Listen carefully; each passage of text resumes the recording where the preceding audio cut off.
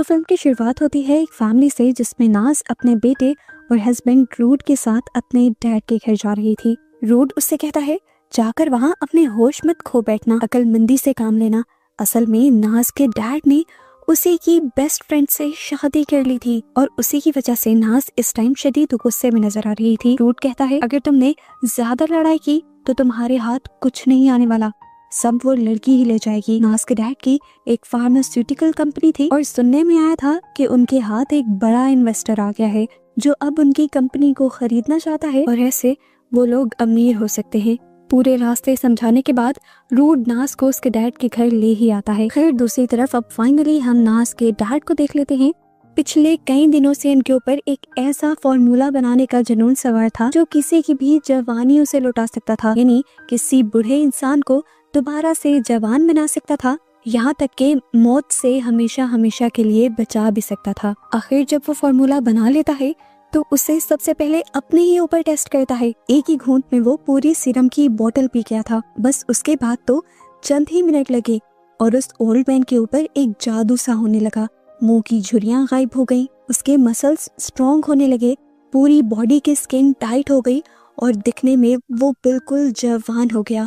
इस टाइम वो अपनी उम्र से कम 20 साल छोटा लग रहा था। वो जब वॉशरूम में जाकर अपने आप को देखता है तो खुद एक मर्तबा शॉक रह जाता है। इस मेडिसिन के इतने अच्छे रिजल्ट्स मिल जाएंगे ये तो उसने खुद भी एक्सपेक्ट नहीं किया था। वो अपनी जवानी को एंजॉय कर रहा था लेकिन इस बात से बेखबर था कि जितनी ही तेजी से इस दवाई ने उसके ऊपर असर किया था उतनी ही तेजी से वो उसकी बॉडी के अंदर साइड इफेक्ट पिला रहा था, जिसे हम उसकी कमर के ऊपर देख सकते हैं एलर्जी के तौर पर। वो अब जल्दी से अपनी वाइफ करीना के पास आता है जो भी उसे एकदम से जवान देखकर शॉक रह जाती है। वो ना सिर्फ जवान हुआ था बल्कि उसके अंदर जवानों वाली एक्साइटमेंट भी आ गई थी। काफी देर तक जब उसकी वाइफ ऐसे ही शॉक रहती है कि ये सब हुआ कैसे, तो वो ओल्ड मैन उसे अपने फॉर्मूला के बारे में बताता है। वो कहता है कि इस मेडिसिन को पीने के बाद मैं अंदर से भी अपने आप को पावरफुल फील कर रहा हूँ और मैंने ये जो चीज बना दी है तुम्हें यकीन नहीं आएगा, ये खरीदने के लिए पूरी दुनिया मरने लगेगी और बड़ी बड़ी फार्मास्यूटिकल कंपनीज हमसे फॉर्मूला खरीदेंगी और हम माला माल हो जाएंगे। अभी तक भी वो इस बात से अनजान था कि इस सीरम ने साइड इफेक्ट भी कर दिया था। उसकी कमर पर जख्म बन गया था जो अब बढ़ता जा रहा था। खैर दूसरी तरफ रूड नाज को पूरे रास्ते समझाने के बाद आखिर उसे उसके डैड के घर ले आता है। उसका वेलकम करने के लिए करीना खुद बाहर आई लेकिन नाज ने उसे एक नजर नहीं देखा क्योंकि इस लड़की ने दोस्ती में धोखा दिया था, उसके ही डैड से शादी कर ली थी। यहाँ पर माहौल काफी टेंस लगता है जिसकी वजह से करीना भी उदास और परेशान हो जाती है। नाज का बेटा रेहान करीना से प्यार से मिलता है पर नाज अपने बेटे को दूर करते हुए उसे वार्न करती है कि आइंदा के बाद उसे हाथ लगाने की या उससे कुछ भी लेने की जरूरत नहीं। नाज अंदर आती है तो सबसे पहले अपने भाई के कमरे में जाती है। उसका सुस्त भाई बस पूरा दिन अपने कमरे में बैठा गेम्स ही खेलता रहता था। उसे तो इस चीज की भी परवाह नहीं थी कि उसके डैड ने दूसरी शादी कर ली थी। ये सब लोग जाकर ड्राइंग रूम में बैठ जाते हैं और जैसे ही नाज के डैड ड्राइंग रूम के अंदर एंटर करते हैं उन्हें देखकर सबका मुंह शौक से खुला का खुला रह जाता है। सब उन्हें पहचान तो रहे थे लेकिन ये बात अभी उनकी भी समझ से बाहर थी कि एक ही रात में डैड जवान कैसे हो गए। डैड किसी को भी एक्सप्लेन नहीं करते कि उनके साथ क्या हुआ है, लेकिन वो एक और बॉम्ब इनके ऊपर ये ब्लास्ट करते हैं कि अब उन्होंने अपने इस फैमिली बिजनेस को बेचने का इरादा छोड़ दिया है। वो अब अपनी कंपनी नहीं बेच रहे। सारे उसके फैसले से नाखुश थे। सभी को एकदम से अमीर जो बनना था। बैंग यानी नाज का भाई तो रूम ही छोड़कर चला जाता है और डैड बाकी सब लोगों को बताते हैं देखो मेरा फैसला बुरा नहीं है, अभी तो हमारी कंपनी लॉस में जा रही है लेकिन मैंने जो बनाया है उसकी वजह से ये कंपनी दुनिया की सबसे प्रॉफिटेबल कंपनी बन जाएगी। वो सभी लोगों को अपना बनाया सीरम ऑफ इमॉर्टैलिटी दिखाते हैं जो किसी को जवान भी कर सकता है तो किसी किसी को मौत से भी दूर रख सकता है। रूम में बैठे हुए सभी लोग खामोश हो जाते हैं और करीना डैड यानी अपने हस्बैंड से कहती है आपने तो मुझसे वादा किया था कि आप रिटायरमेंट ले लेंगे और हम एक सुकून वाली जिंदगी गुजारेंगे। तो वो करीना को जवाब देते हैं अरे मैं तो जवान हो गया हूँ, अब हम काम भी करेंगे, पैसा भी कमाएंगे और लाइफ भी एंजॉय करेंगे, टेंशन मत लो तुम। करीना ने ये बात की ही थी कि नाज का सारा टेम्पर टूट जाता है। वो उस पर फट पड़ती है कि तुमने हमारी लाइफ बर्बाद कर दी, अब और क्या चाहती हो तुम। इन लोगों की बहस बढ़ती चली जाती है और इस सब के दौरान वो लोग ये बात नोटिस ही नहीं करते कि डैड को कुछ हो रहा था। उनके पूरे मुंह पे इस तरह पसीने आ रहे थे जैसे किसी ने उनके ऊपर पानी गिरा दिया हो। एकदम से उनकी बॉडी के अंदर शदीद पेन होने लग जाता है। उनकी गर्दन और कमर पर मौजूद जख्मों को हम बड़े बड़े सुराखों में चेंज होता हुआ देखते हैं। एकदम से उनकी बॉडी भी अजीबोगरीब तरीके से मुड़ने लग जाती है और उन्हें खून की उल्टियां होने लगती हैं। आंखें भी अब उनकी बदल गई थी और ऐसे उनके हाथों में ही वो मर जाते हैं। नाज और करीना बुरी तरह घबराते हुए रूट से कहते हैं कि जल्दी से एम्बुलेंस बुलाओ, पर एम्बुलेंस बुलाने का फायदा तो नहीं था, वो अब मर चुके थे। सभी लोग उदासी में डूब गए, लेकिन डैड तो दोबारा से जिंदा होकर खड़े हो गए। लेकिन अब वो इंसान नहीं रहे थे, वो बन चुके थे एक भयानक क्रिएचर यानी ज़ॉम्बी। उनकी आंखें बिल्कुल काली पड़ चुकी थी और अब वो नॉर्मल इंसान की तरह बिल्कुल भी एक्ट नहीं कर रहे थे। सभी लोग कंफ्यूज थे कि आखिर डैड को हो क्या गया। शोर की आवाज सुनकर उनका सर्वेंट भी यहाँ पर आ जाता है और एकदम से डैड की गर्दन पर हमला करते हुए दांतों से उसकी गर्दन का गोश्त उखाड़ लेते हैं। ऐसे ये सर्वेंट मर जाता है। जिसके बाद अब डैड ने हमला किया था उसी इन्वेस्टर पर जो उनसे बिजनेस डील करने के लिए अभी अभी यहाँ आए थे। वो आदमी अपने आप को हमले से तो बचा लेता है, लेकिन डैड के मुंह का सारा खून इस आदमी के ऊपर गिर जाता है। अब जाहिर सी बात है, सबको ये बात पता है कि ज़ॉम्बीज दूसरे इंसानों को अपने ब्लड के जरिए इन्फेक्टेड करते हैं, तो इस आदमी का भी ज़ॉम्बी में कन्वर्ट होना कंफर्म हो गया था। बैंग जो अपने हाथ में बो एंड एरो लिए खेलता हुआ यहाँ आया था, अब उसके डैड उसी के ऊपर भी हमला कर देते हैं और अपने आप को बचाने के चक्कर में उसका ये बो एंड एरो चल जाता है और डैड के चेहरे से होते हुए दिमाग को चीरकर बाहर निकल आता है और दिमाग के डैमेज होने की वजह से यहाँ ज़ॉम्बी बने डैड मर जाते हैं। अभी बस इनकी जान एक ज़ॉम्बी से बची थी, बाकी सारा खतरा इनके ऊपर ऐसे ही मंडला रहा था। वो इन्वेस्टर जो डील करने के लिए आया था वो जाकर अपनी गाड़ी में बैठ जाता है, जबकि रूड उन्हें जाने से रोकता भी है। दूसरी तरफ बैंक को ये रिग्रेट होने लग गया था कि उसने अपने ही डैड को मार दिया। इसी पछतावे में वो यहाँ से भागकर कार में बैठ जाता है और नाज उसे संभालने के लिए आती है। अंदर दिखाया जाता है वो सर्वेंट जो मरा था वो भी अब ज़ॉम्बी बनकर जिंदा हो गया था। घर में मौजूद तीनों लोग उसे देखकर डर जाते हैं और ये ज़ॉम्बी बना सर्वेंट एक दूसरी सर्वेंट पर हमला कर देता है।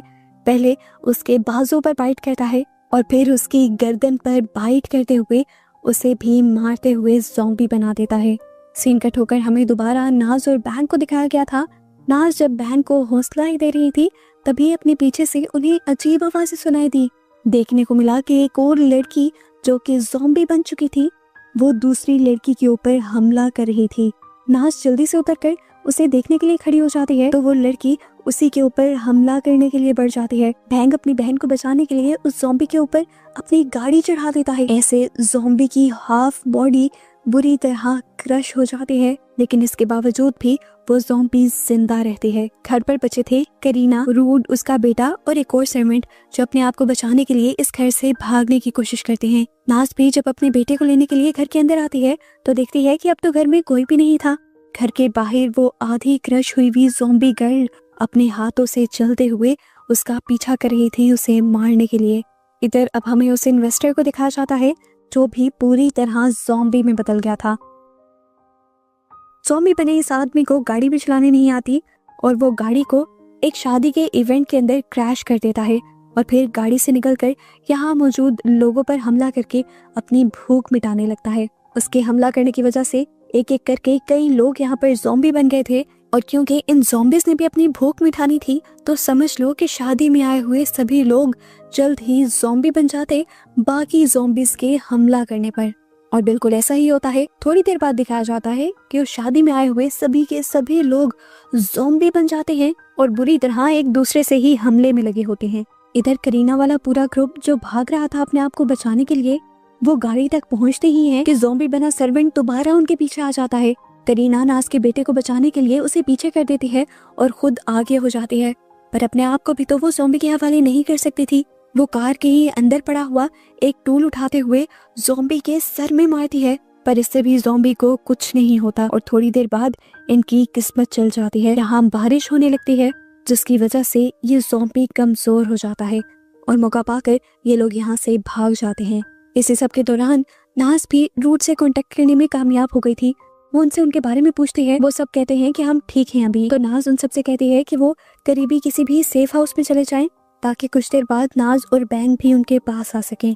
नाज ने जो घर बताया था ये सब भागकर उस घर में तो पहुंच गए, पर देखने को मिला कि ये घर भी चारों तरफ से ज़ॉम्बीज से घिर चुका था। बड़ी मुश्किल से करीना, रूड और उसका बेटा तो घर के अंदर आ ही जाते हैं, पर सर्वेंट उनकी मारी जाती है ज़ॉम्बीज के हाथों।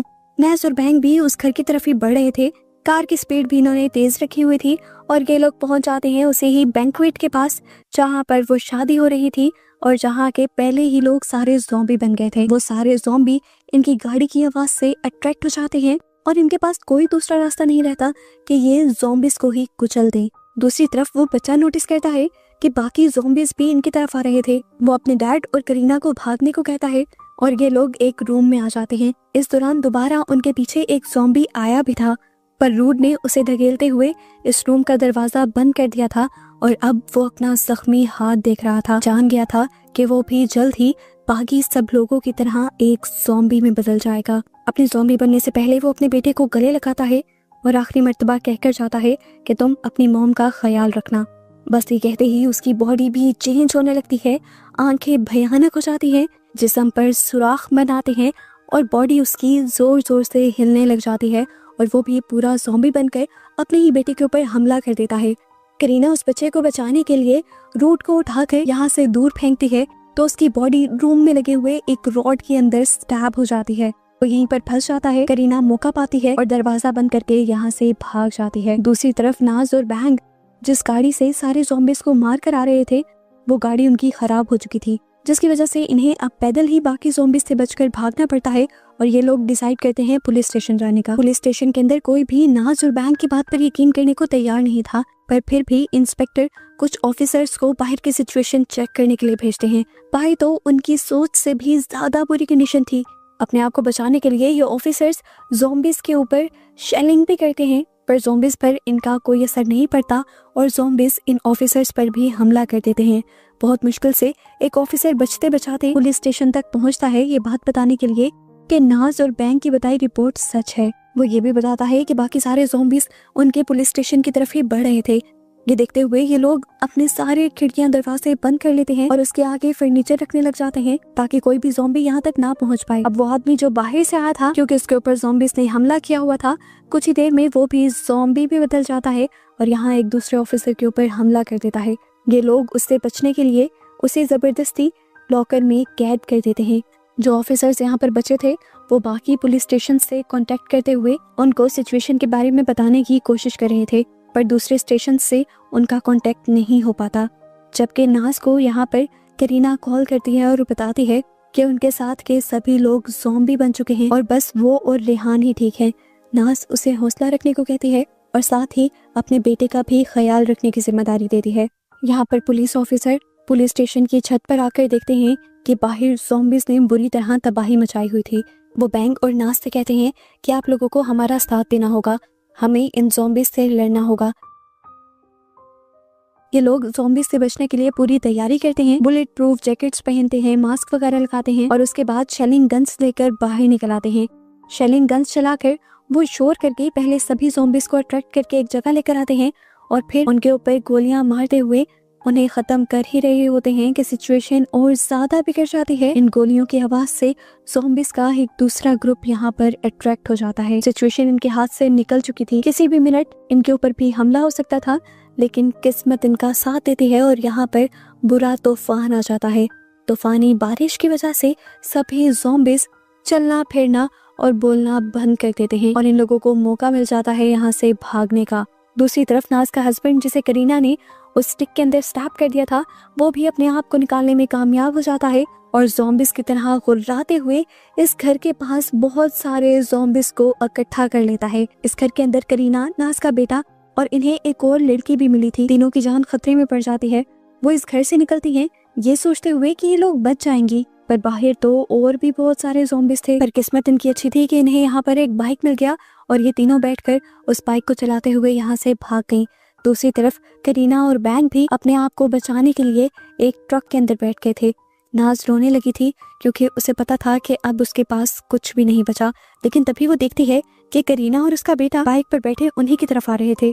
उन्हें देखकर नाज बहुत ज़्यादा खुश हो जाते हैं, लेकिन तभी नोटिस करती है कि बहुत सारे ज़ॉम्बीज़ उसके पीछे आ रहे थे। सभी ज़ॉम्बीज़ को मारने के लिए वो अपना ट्रक उनके ऊपर चढ़ा देती है, जिससे काफ़ी सारे ज़ॉम्बीज़ तो मर जाते हैं, लेकिन काफ़ी सारे ज़ॉम्बीज़ इसी ट्रक के आसपास ही जुड़ जाते हैं। कुछ ही देर में ट्रक की ब्रेक्स भी फेल हो जाती हैं और बैंक पुलिस स्टेशन में ऑफिसर को कॉल करके बताता है कि बाहर ज़ॉम्बीज़ की सिचुएशन और भी ज़्यादा ख़राब हो गई है और हम अपने आप को बचाने के लिए पुलिस स्टेशन की तरफ ही बढ़ रहे हैं।